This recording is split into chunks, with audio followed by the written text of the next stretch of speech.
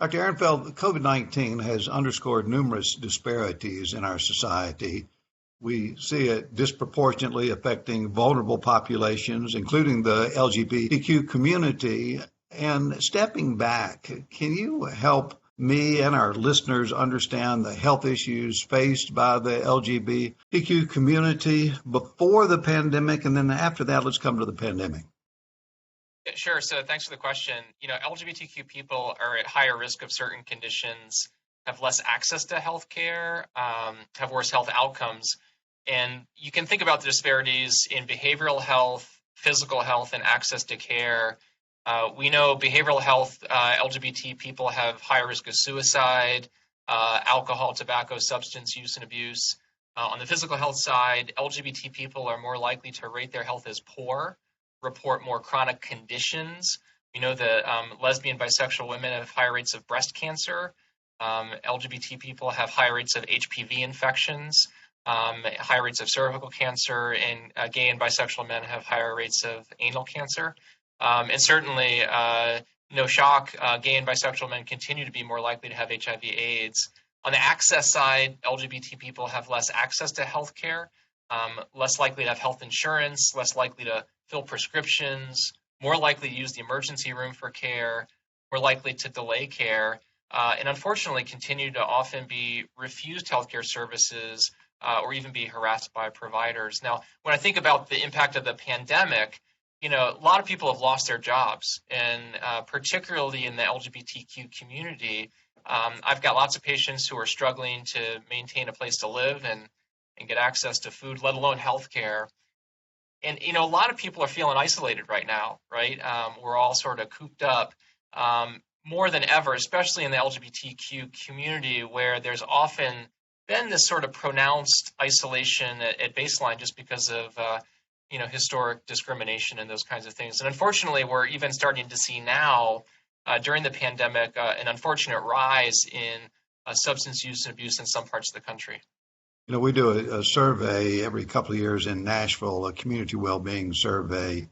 And from that survey last year, we found that 70% of the LGBT adults are insured in Nashville, and that's about 700,000 people, compared to more than 90% of heterosexual adults. What's behind this disparity, and how does a lack of access to care impact the LGBT community? Great question. That insurance gap is a symptom of a larger problem. The lack of healthcare coverage for LGBTQ people is really driven by economic disparities, job discrimination, and a lack of opportunity. I had a patient in Tennessee. His name was Henry. And, he was a little bit overweight, a little bit effeminate. And what do you think happened when he got to high school? Well, Henry got bullied and was pretty depressed, dropped out of school. And you imagine what happens if you don't graduate high school and you don't get a job. It's hard to get health care, hard to get health insurance. And there's this cycle of unfortunate economic disparities and inequalities that repeats itself for a lot of LGBTQ people, particularly in the South. We know that LGBT adults are significantly more likely to say that they didn't have enough money to pay for health care. And a quarter of LGBT adults in one survey said that they didn't have enough money compared to 17% of non-LGBT individuals for their healthcare needs in the past year. So for those reasons, we know that the uninsurance gap is a significant problem, but really, I think just a symptom of a larger problem. I saw in a recent study that LGBTQ people are more likely to work in jobs in highly affected industries, almost 2 to 1, 40% to about 20%, often with more exposure and or higher economic sensitivity to the COVID-19 crisis. And that's in the fields like food services or hospital care and academia, retail services.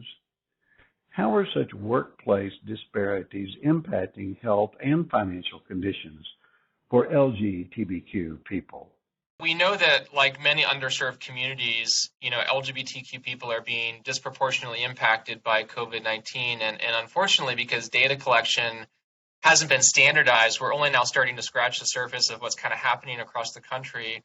But it's highly likely that transgender individuals, a segment of the LGBTQ community who often experience even worse disparities, are being harmed disproportionately. But we don't know exactly what that looks like right now. Let's talk a bit about mental and emotional distress. We know that job loss, wage reductions, and quarantine conditions can take an emotional toll on all of us. In our National Health Survey that we administered before the pandemic, we found that 36% of LGBT respondents reported frequent mental distress. How can the LGBTQ community care for their own mental health and their overall well-being? And are resources available out there, or is this even an area of concern? Great question. I give this advice frequently, more frequently now as we're going through weeks and weeks of COVID-19, but it's important to take a break, find that moment sort of for yourself, whether you're LGBTQ or not. Find ways to stay connected with the people that are close to you, even if you can't be with them physically. And I always encourage people to get the help that they need. It's hard to realize sometimes that you need to find somebody to talk to, and you may not need that, have needed that professional help in the past, or you may not have recognized that need. But there are a lot of services and resources available. I was delighted to help launch the Trans Buddy program at Vanderbilt. It's the first in the nation transgender patient navigator program, free, available to patients at Vanderbilt. GLMA has a referral hotline. There are lots of resources out there. It's just knowing that you need to find a way to connect, and certainly I would encourage folks to do that. And how do providers do staying on that issue? A lot of it's sort of understanding the particular needs and circumstances, just like any patient. But you mentioned there are a lot of resources out there, or if you look around today and you look at providers around you and the places that you've been, how well do we do in accessing those resources? I think people do okay, but I think there's often a gap between sort of ideal knowledge about how can you take care of the person in front of you and what you need to do. And fortunately, there are more and more resources out there to help get people up to speed. Certainly across GME programs, there's increasing recognition of a need to pay attention to the unique needs of LGBTQ people. I was delighted that AMA put out this month a whole set of resources on the AMA Education Hub, free online CME opportunities for folks to get up to speed quickly. Because often it's simple things, right? It's making sure that you're introducing yourself and not making assumptions about the person that's accompanying a patient, making sure that you're asking questions in a sensitive way that respects the fact that, like myself, not every, person in America has a mom and a dad. Some have two moms, some have two dads, some just have one. And that's okay. And we just need to make sure that we're approaching every patient as a unique individual and meeting them where they are. Our residency programs and fellowship programs and medical schools better aware and doing a better job, you think, in terms of communicating special interests, special needs? Much better, but there's a long way to go. There was a paper in JAMA, it's probably 5 or 6 years old now, that showed that the median curricular hours dedicated to LGBT health in medical schools was like 1 to 2 hours. We know that that's increased dramatically. And particularly, I think residency programs are recognizing the specialty needs. I'm an anesthesiologist, and I get asked all the time, well, what does anesthesia have to do with, LGBTQ health? Well, understanding the person in front of me, who's going to help take care of them after the surgery when they go home, who's going to get them to the hospital when I'm seeing them in the pre-op clinic, who's going to help them understand, their postoperative pain management plan and help get them through whatever they're going through. Those are just as important as, the medications that I administer during the surgical procedure. So, it starts by, again, asking the questions, understanding who's in front of you. And I think there's greater awareness of the need to do that across all of medicine. And Jesse, the COVID-19 has disproportionately affected all sorts of people. And one of them is our older people, seniors, our elderly. Are there any special considerations in the LGBT community for older individuals that has been unearthed or that the light has been shown upon because of COVID? we know that many LGBT older individuals are more likely to have chronic diseases and multiple conditions, puts them at risk for having severe illness or becoming, critically ill from COVID-19. So, encourage anybody in that sort of category to maintain strict social distancing, take appropriate precautions. The other thing that I often talk to patients about is making sure that they've got good end-of-life planning in place. And, for LGBT people who are older, who may not have family, making sure that they have those kinds of arrangements, living wills and all those sorts of things in place is increasingly important. Well, let's step back and go to 30,000 feet, having talked a little bit about medical training and what goes on the ground. What sort of policies or policy changes could help close the gaps that you see and then provide the fundamental and critical support for the LGBT community? A couple of things.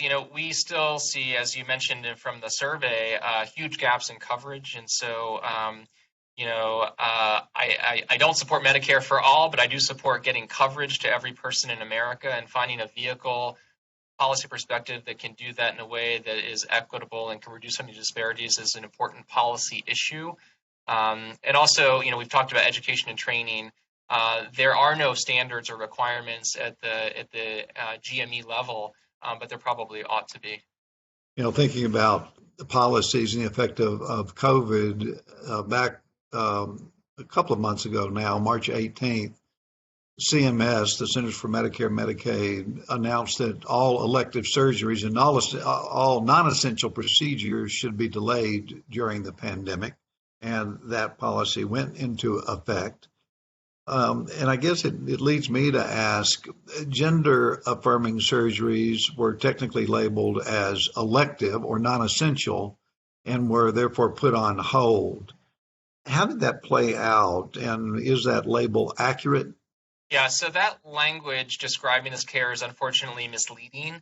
We know that gender-affirming medical and surgical care is an essential component of care for transgender persons, and access to this care has been consistently shown to improve the health and long-term well-being of transgender persons. When these procedures are labeled as elective or non-essential, it's really more of a reflection of the acuity of the issue being addressed and the resources that are needed to perform these procedures.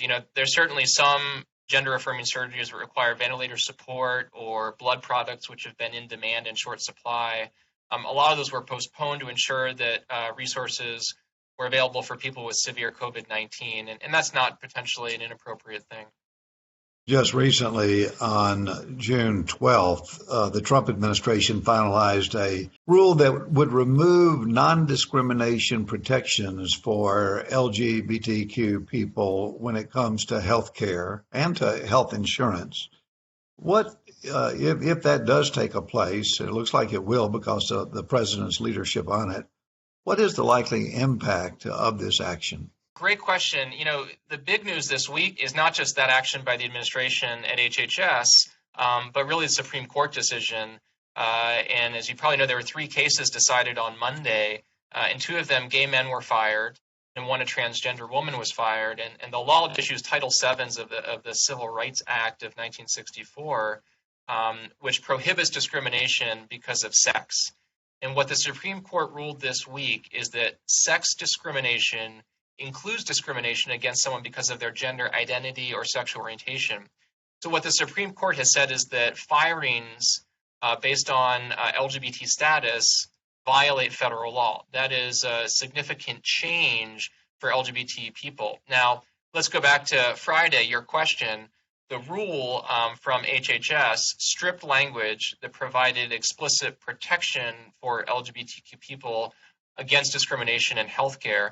And so the issue here is the Supreme Court ruling likely doesn't have an immediate impact on the rule. Different parts of federal law, right? You've got employment discrimination, not discrimination in healthcare, but there's likely to be a profound implication. It will make any legal challenge to the rule much more likely to succeed when the courts start looking at any law that talks about sex discrimination, which is the case in healthcare as well. There's so many policy issues, and you have been active and in the setup to this. I mentioned it in so many policy areas, You're a member of the Board of Trustees of the American Medical Association. And as a physician and as a physician leader, are there better ways that you see that the healthcare workforce could address LGBTQ health and health challenges that are obvious to us, both in the survey and in talking to you and talking to others? There definitely are. The AMA has curated, a CME free online course that provides an overview of the spectrum of sexual orientation and gender identities, discusses in detail health disparities across the LGBTQ community, HIV prevention, multiplicity of identities, medical and surgical care for transgender communities. The AMA Foundation has put out a fellowship for LGBTQ health. They announced in January that they've got a commission to pull this together. Their idea is to establish a national network of LGBTQ health specialist physicians who are formally trained to serve the community. The idea is to have a positive impact in a way by having a cohort of people that can decrease these disparities, increase clinical competence, build capacity across health services sector to identify and address these unique needs, and make sure that the basic quality of life for LGBT people can be improved. I know, stepping back again, that you're currently leading the Advancing a Healthier Wisconsin Endowment. I wish you were still back in Nashville with all of us at Vanderbilt. Tell us a little bit about that and your support. It really goes to community health improvement, to research and health workforce education. Tell us a little bit about that, and then specifically come back as to how COVID-19 has impacted your work there. Great question. So the Advancing a Healthier Wisconsin Endowment is a statewide health philanthropy that lives at the Medical College of Wisconsin.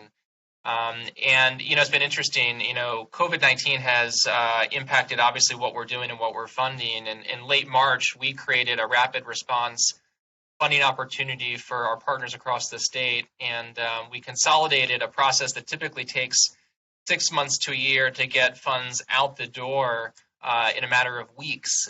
In one weekend, our team developed a full RFA communications and pushed it out. We got 84 applications. In less than 3 weeks after releasing our RFA, we pushed out $4.8 million in funding to 17 projects across the state, all designed to take immediate action around the COVID-19 response, including efforts to educate high-need, vulnerable populations, including transgender people in the state, as well as providing support to healthcare providers for protection efforts to scale up access to telehealth and social services technologies. Outside of this particular funding opportunity, we've also continued to support a bunch of active projects and tried to be flexible in our timeframes, as I think everybody's tried to adjust to what COVID-19 brings to us. Beyond our funding, we've had to change how we do our work. A critical part of our mission is public stewardship. We're entrusted with stewarding funds given to the people of Wisconsin, and we take that responsibility very, very seriously. So we have tried to make sure that we bring our team together virtually along with our partners in a way that still allows the work to continue. Did the initial endowment, was it government funding or private philanthropy that put the initial endowment together?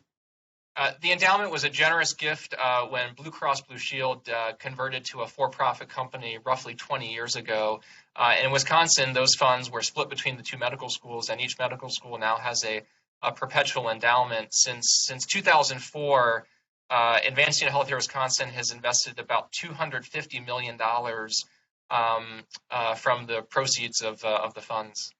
And that goes to about how many projects? We funded something like 400 projects across the state. The current balance of the endowment, up and down a little bit with the markets, is about $500 million through the great stewardship of my predecessors and the team here. It sounds like that it elevates this whole concept, and it's a little bit what Nashville Health is doing in Nashville, trying to put together research and education and public health and policy and system change in a collaborative way. Is that an accurate description? It is. We're a statewide philanthropy, but housed in a private academic medical center. So we sit at this very interesting intersection that allows us to combine the power of philanthropy to create change in communities with the power that academic medicine has to solve critical health problems. And what's great is we can approach these complex health issues like LGBT health inequality facing the people of Wisconsin through that lens, recognizing that the good health is only possible when all of those pathways work together. And so we take a cells to science approach in terms of our investments in basic foundational research, as well as translational science, populational health, and community. We need population and community health studies to inform effective policies and practices that matter to the state. We need education and workforce developments that support new pathways for people to understand the needs of the community, and policies and systems to make health available. And because of where we sit and how we were established, we're able to impact all of those pathways to improve health. Well, it's a great model. It's a great model to pull people together and get the best out of them and the smartest out of them, the best research, and combine it with public health and community health. Let me close. And again, you've been very generous with your time. Dr. Ehrenfeld, if you look at the LGBTQ community now in terms of health and the interaction of the two and the progress that has been made over the last 5 years, and you've been a major component of that over the last 10 years or more, are we on a good course, a positive course, a constructive course? I know we have a lot more work to do, but just for our listeners who may not have paid as much attention to the community itself vis-a-vis health and well-being, are we on a positive track? We absolutely are. LGBTQ people have often been in the shadows of society. That is no longer the case. And there's a recognition now, and I think a pretty widespread understanding of the unique health needs of LGBTQ people. We're starting to see hospitals and academic centers and medical schools and nursing programs and all of healthcare really start to understand what those needs are, respond to them in a way that is being incredibly supportive of the community.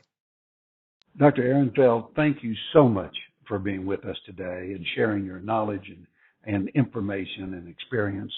We hope that this is the first of many, many conversations in the future. My pleasure. Thank you.